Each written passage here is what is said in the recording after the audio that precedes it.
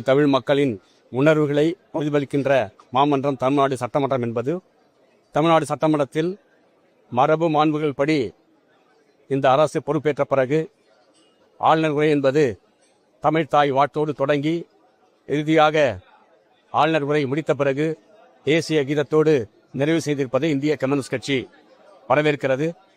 குறிப்பாக இந்த அரசுடைய கொள்கை திட்டங்கள் எதிர்கால செயல்பாடுகள் குறித்து ஆளுநர் உரையில் இடம்பெற்றிருப்பது வரவேற்கத்தக்கது. குறிப்பாக அரசு நிர்வாகத்தில் ஊழல் இல்லாத வெளிப்படைத்தன்மை ஒப்பந்த புள்ளிகள் கூறுதல், அதேபோல கொள்முதலில் வெளிப்படைத்தன்மையோடு இந்த அரசு செயல்படும் என்பதை இந்திய கம்யூனிஸ்ட் கட்சி வரவேற்கிறது. அதேபோல மாநில அரசுக்கு ஒன்றிய அரசு வழங்க வேண்டிய நிதியை முறைப்படி வழங்க வேண்டும், இல்லையென்றால் சட்டமன்றத்திலே தீர்மானம் கொண்டு வந்து சட்டப்பூர்வமாக அந்த நிதிகளை பெறுவதற்கான நடவடிக்கை எடுக்கப்படும் என்று ஆளுநர் உரையிலே இடம்பெற்றிருப்பதை இந்திய கம்யூனிஸ்ட் கட்சி வரவேற்கிறது. அதேபோல மொழிக் கொள்கையில் இந்த அரசு உறுதியோடு இருக்கிறது. தேசிய கல்விக் கொள்கையை ஏற்க மாட்டோம், மும்மொழி கொள்கையை நாங்கள் நடைமுறைப்படுத்த மாட்டோம். தமிழ்நாட்டில் 1968 நடைமுறையில் உள்ள தமிழ் ஆங்கிலம் உள்ளிட்ட இருமொழி கொள்கையை நாங்கள் நடைமுறைப்படுத்துவோம். அதோடு மட்டுமல்லாமல் சர்வ சிக்ஷா அபியான் திட்டத்தில் 3500 கோடி ரூபாய் தமிழ்நாட்டுக்கு வழங்க வேண்டிய நிதியை நிர்பந்தம் இல்லாமல் ஒன்றிய அரசு வழங்க வேண்டும் என்று ஆளுநர் உரையில் இடம்பெற்றிருப்பதை வரவேற்கின்றோம். அதோடு இல்லாமல் தமிழை வழக்காடு மொழியாகவும் சென்னை உயர்நீதிமன்றத்தில் அதேபோல உச்சநீதிமன்றத்துடைய கிளையை சென்னையில் கொண்டு வருவதற்கான இந்த அரசு மேற்கொண்டுள்ள நிலைப்பாட்டை இன்றைக்கு ஆளுநர் உரையில் இடம்பெற்றிருப்பதை இந்திய கம்யூனிஸ்ட் கட்சி வரவேற்கிறது. அதேபோல நதிநீர் உரிமை காப்பதில் இந்த அரசு உறுதியோடு இருக்கிறது. குறிப்பாக தமிழ்நாட்டுடைய வாழ்வாதாரமாக காவேரி ஆறு திகழ்கிறது.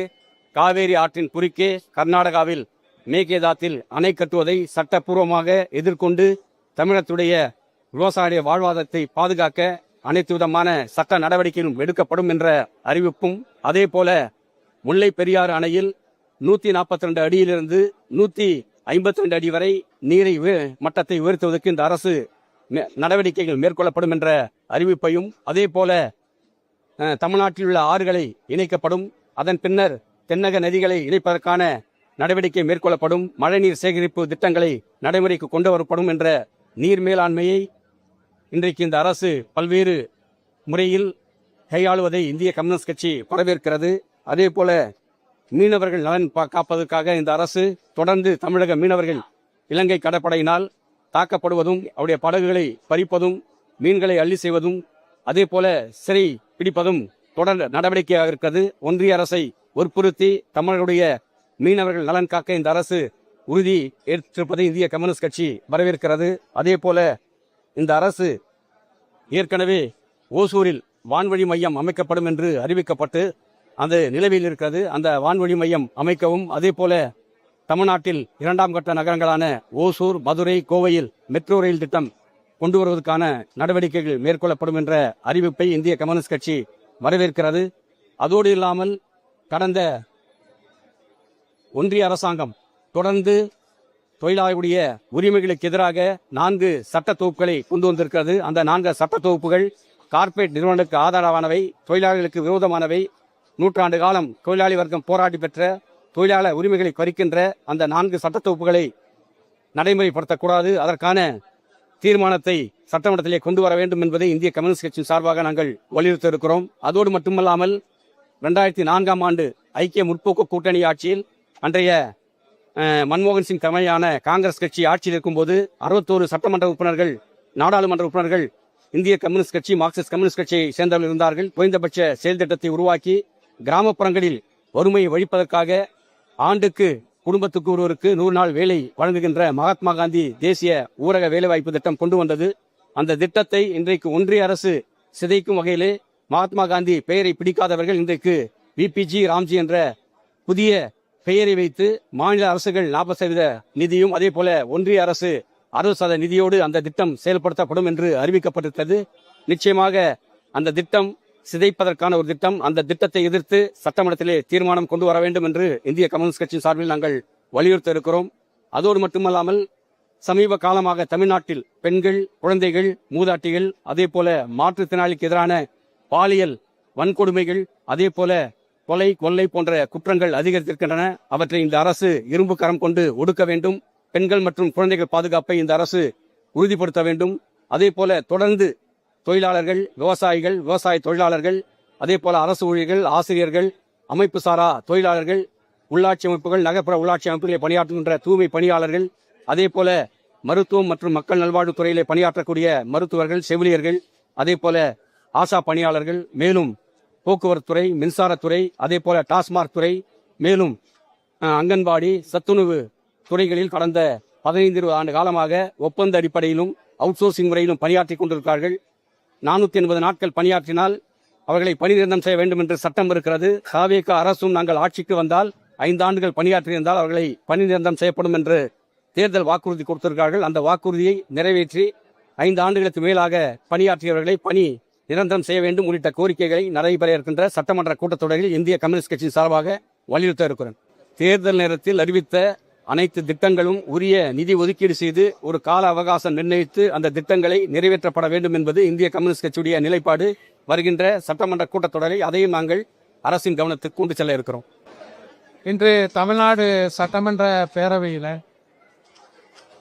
ஆளுநர் உரை தொடங்குவதற்கு முன்பாக வழக்கம் போல தமிழ்தாய் வாழ்த்தும், அதை தொடர்ந்து தேசிய கீதமும், அதன் பின் ஆளுநருடைய ஆங்கில உரையும், அதை தொடர்ந்து அதன் தமிழாக்கம் சபாநாயகரம் வாசிக்கப்பட்டு இறுதியில் தேசிய கீதமும் இசைக்கப்பட்டது. ஆனால் மரபு என்னவென்றால் ஆளுநர் உரையினுடைய தொடக்கத்தில் தமிழ்தாய் வாழ்த்தும், உரைக்கு பிறகு தேசிய கீதமும் என்ற மரபுதான் இதுவரை தமிழ்நாடு சட்டமன்றத்தில் பின்பற்றப்பட்டு வந்த நடைமுறையாக இருக்கின்றது. அது சற்று ஈரப்பட்டு இருக்கிறது. எதிர்காலத்தில் இதை சரி செய்ய வேண்டும் என்று கேட்டுக்கொள்கிறேன்.